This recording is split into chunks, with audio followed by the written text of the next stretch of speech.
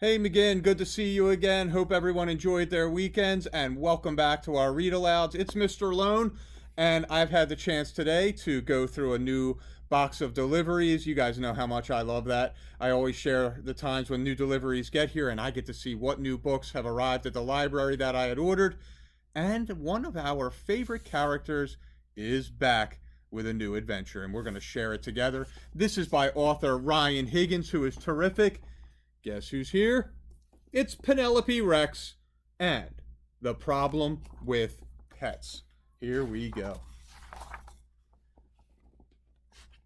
Lots of parents give their kids dogs or cats or guinea pigs or goldfish.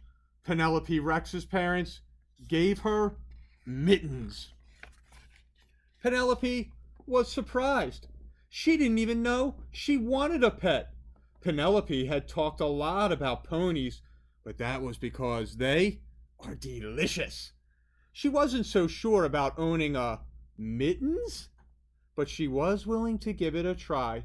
Oh, look, he already likes you. Why don't you take Mittens up to your room and get ready for bed?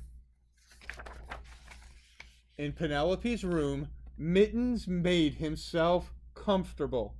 Mittens, you can sleep down here on the floor. It was a crowded night in the room, up the stairs, and down the hall. The next morning, Mittens woke Penelope with a surprise from the garden. And then he wouldn't eat his breakfast.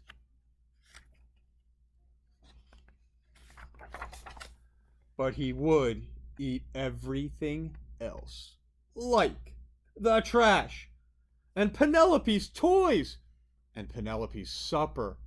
You never really liked baked beans anyway. And no one was quite sure what had happened to the nice lady down the street. Has anyone seen Mrs. Phillips today? I was supposed to take her to the airport. Uh-oh. After all that, Mittens got an upset tummy. Luckily, he knew how to use the litter box. But he preferred the bathtub. Ugh. The truth was, Mittens made everything harder. Sleeping, getting dressed. Mom, Mittens buried all my underwear in the backyard again. Getting ready for school. Mittens, let go! I have to go to school. You have to stay here. Being at school. Attention students, recess will be inside today due to a saber-toothed cat on the playground.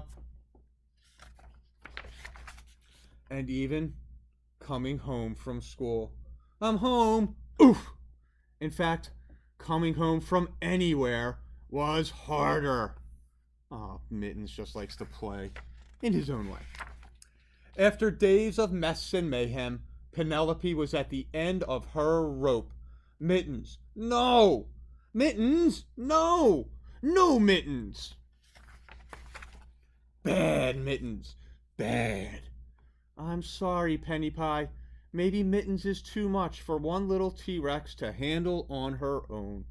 And so, carrying a patched backpack and lots of feelings, Penelope left for school. But that whole day, everything made her think of Mittens. Was he too much for her? When Penelope got home that afternoon, she braced herself. I'm home. Mittens? But Mittens wasn't there. He was in the backyard. I thought Mittens could use some fresh air. Oh, okay. That evening, Mittens was not at supper. And that night, Mittens was not in Penelope's bed. Penelope couldn't sleep. Her bed was so big. So Penelope crept downstairs. Hi, Mittens. I'm sorry I yelled. Would you like to... Oof! It was a cozy night in the Rex family house, especially in the room up the stairs and down the hall, where it was crowded, but just right. Mittens was a lot of work, but he was worth it. And so, with plenty of exercise, loads of training, Mittens, sit. Ah, good boy. And lots of family outings. Hi there, Mrs. Phillips. The Rex family learned how to be great pet owners. And in return, Mittens learned how to be not quite as much trouble. He would never be an easy pet, but Penelope did not love an easy pet. She loved Mittens. I'm glad you're you, Mittens, and not a pony. Ponies. And that is the end of our latest adventure with Penelope Rex.